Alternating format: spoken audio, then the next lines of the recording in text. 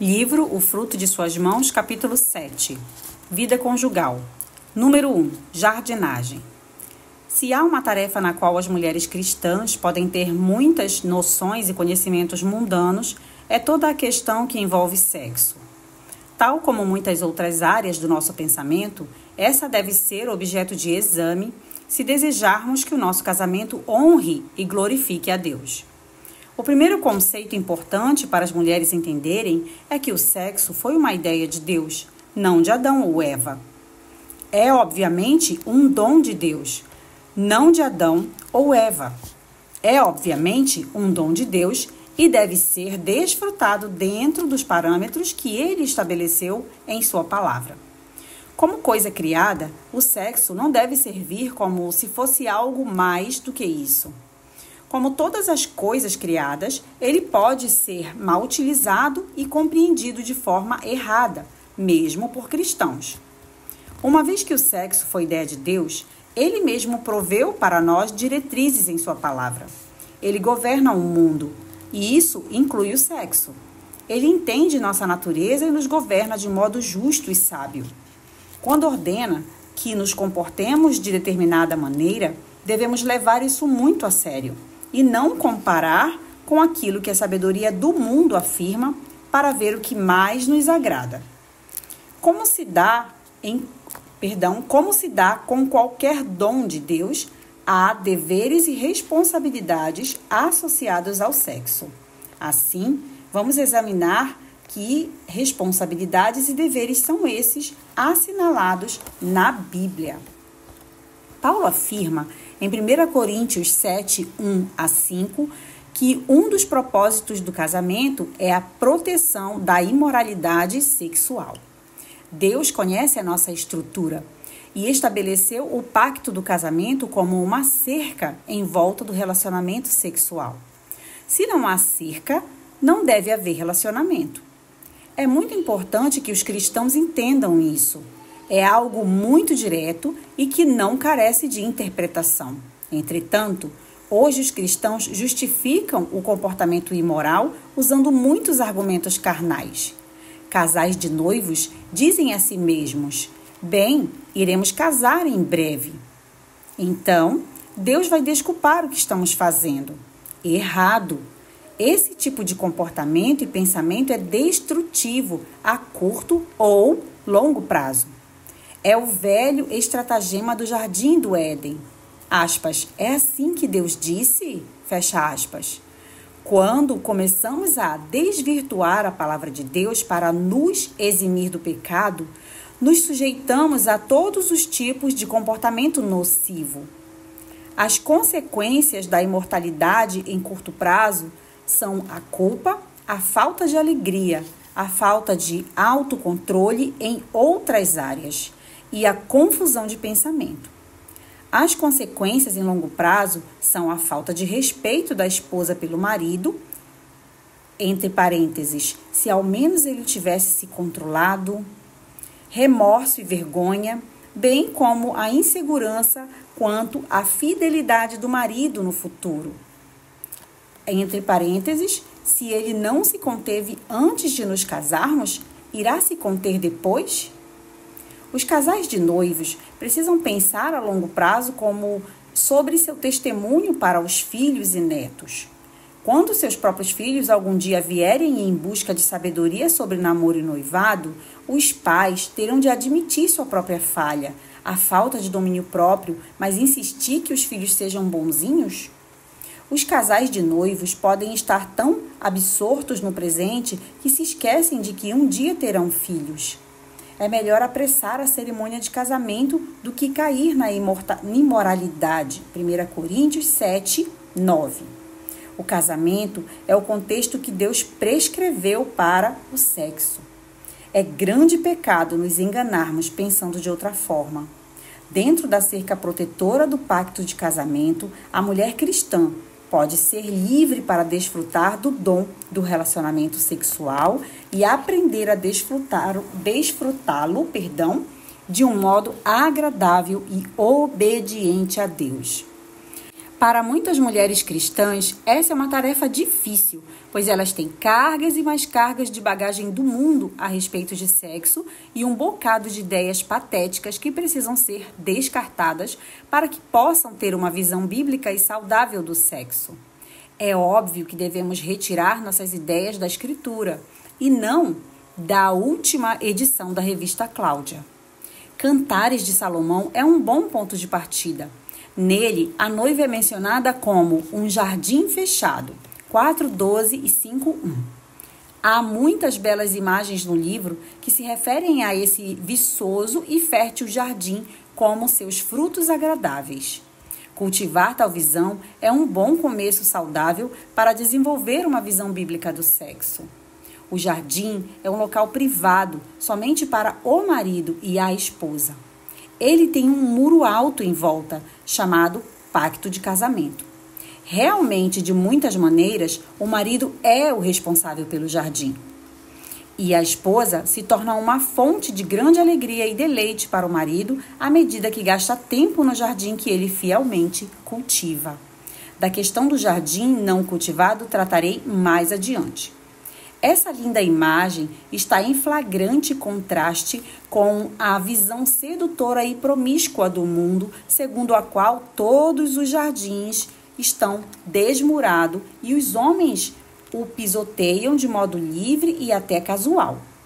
Equivocadamente, as mulheres pensam que estão se libertando ao dormirem com diferentes homens, mas, na verdade, estão sendo vandalizadas, maculadas e deixadas sem proteção.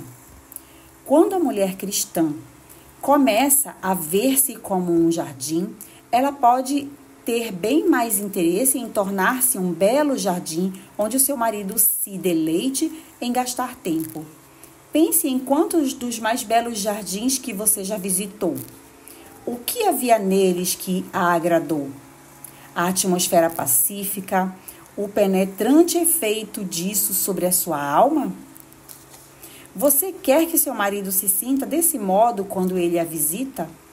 A mulher que cultiva essa visão não será tão rápida em tomar as iniciativas sexuais do marido como intrusões. Ela pode fazer com que ele se sinta bem-vindo em seu jardim, sabendo que ele o considerará um deleite, um conforto e uma alegria. Como uma mulher pode cultivar o seu próprio jardim? Sendo afetuosa, tratável, calorosa e responsiva. As mulheres sabem bem como ser frias e impassíveis quando querem. Isso é como pôr uma placa no muro do jardim dizendo proibida a entrada. Mas é claro que o marido jamais está invadindo o seu próprio jardim, mesmo que alguém o queira fazer passar por intruso. A mulher que possui um espírito manso e gentil é muito mais tratável e atraente do que aquela que está cheia de ansiedade e preocupação.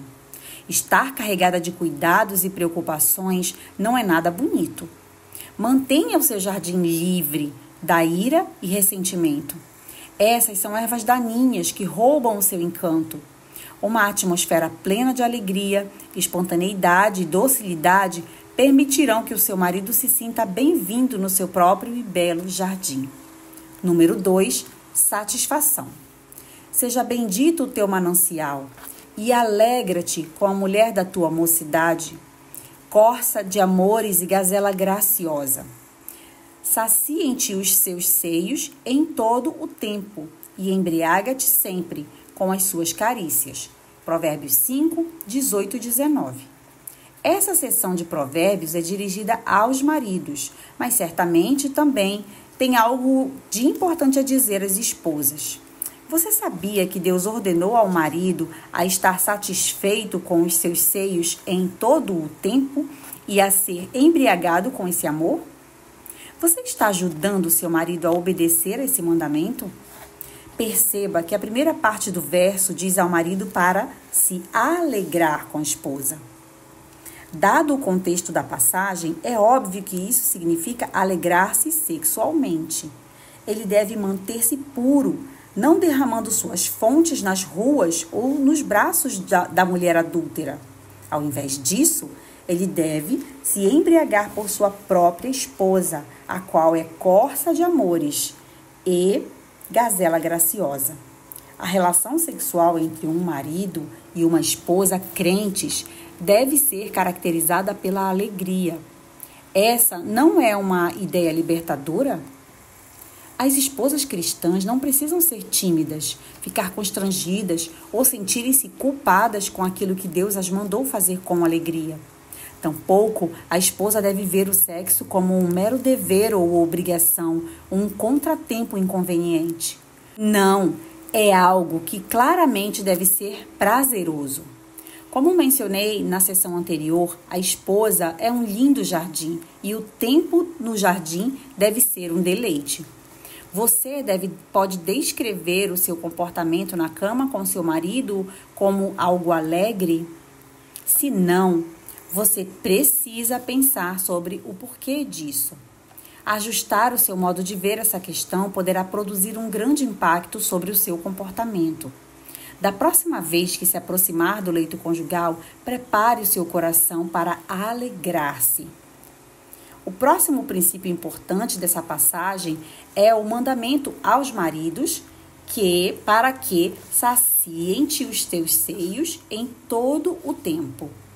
Os homens cristãos têm constantemente de desviar os olhos dos seios de outras mulheres, seja em capas de revista, no caixa do supermercado, em filmes que eles provavelmente não deveriam estar assistindo e, é claro, nas mulheres que estão vestidas de modo indecente no escritório ou na rua. Os seios de todas essas mulheres estão proibidos para eles e é um transtorno constante detê-los, constantemente perante a face. Somente os seios da esposa não são proibidos. Esses são os seios que eles não somente podem, mas são ordenados a desfrutar. A questão é, como vão satisfazer-se com os seios da esposa em todo o tempo se jamais conseguem chegar perto deles? A mensagem óbvia para as esposas é: cuidem para que seu marido desfrute dos seus seios. Isso está muito claramente ligado à maneira calorosa e responsiva com que você age. Seu marido tem certeza de que terá uma resposta calorosa quando aproximar-se de você sexualmente? Ou tem de preparar-se para a sua recusa? Você é a esposa dele. Seus seios são o que ele deve desfrutar. Não o impeça. E alegre-se com o fato de que ele desfruta dos seus seios. Não o prive daquilo que Deus ordenou que fosse objeto da satisfação do seu marido. Certamente é difícil estar satisfeito ou deleitar-se com aquilo com o qual não se tem acesso. Se você prepara uma linda refeição para o seu marido e senta com ele à mesa, mas não o deixa começar a degustar do alimento, ele não ficará satisfeito. E muito menos poderia dar-se por satisfeito se a comida estivesse guardada no forno. O ponto final a considerar é que o que significa o marido embriagar-se com o amor da esposa? Significa que você deve mais do que simplesmente responder. Deve ser mais ativa no relacionamento sexual. Você certamente deve deleitá-lo num sentido passivo, mas é preciso mais do que isso para embriagá-lo. Meu dicionário diz que o sentido figurado de embriagar é maravilhar, divertir, surpreender, enlevar. Isso significa grande regozijo de ambos os lados. Você não deve simplesmente fazer algo que deleite o seu marido. O que você fizer deve embriagá-lo com intenso deleite. A imagem aqui não é a de um marido que recebe sinal verde para agir, mas de alguém que foi calorosamente recepcionado. Ele está extasiado. E não é uma colher de chá uma vez por semana. É a figura de uma taça transbordante.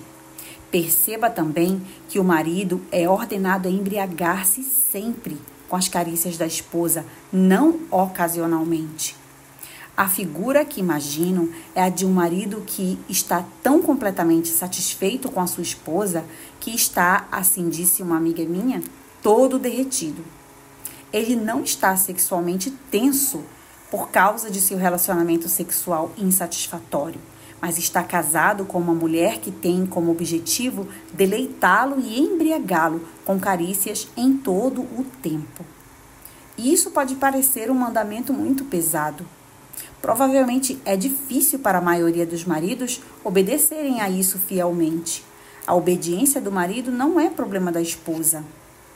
É da sua obediência, esposa, que estou tratando aqui. Bem, não estou dizendo a você como fazer isso. Estou simplesmente dizendo que é algo que você deve fazer. É seu dever perante Deus ajudar o seu marido a obedecer a esse mandamento. Foi Deus mesmo quem deu a você a satisfação do seu esposo, para deleitá-lo intensamente e se regozijar com ele. Há uma importante razão pela qual não estou dizendo o modo como isso deve ser feito. É porque você precisa perguntar ao seu marido. Ele é o único que pode dizer a você o que o agrada e embriaga. Indubitavelmente, quando as mulheres levam essa tarefa a sério, elas mesmas encontram muita alegria e deleite. Até o próximo áudio.